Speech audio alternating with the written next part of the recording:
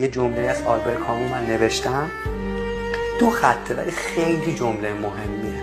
میگه وقتی انسان آموخت که چگونه با رنجهایش تنها بماند و چگونه بر اشتیاقش به گریختن چیره شود، آن وقت چیز زیادی نمانده که یاد نگرفته باشد.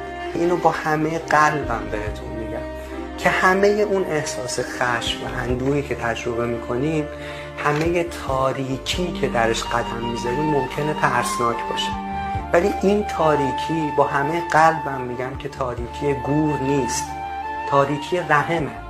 این تاریکیه که شما رو به تولد دوباره میتونه برسونه و نترسید ازش. هر آدمی که دیدید با خودش در صلحه، هر آدمی که دیدید که قدرتمنده، هر آدمی که دیدید و کیف کردید از انرژیش و از راحتیش و از اثرش، هر آدمی اینجوری که دیدید تو این تاریکی بوده، همشون از اونجا عبور کردن.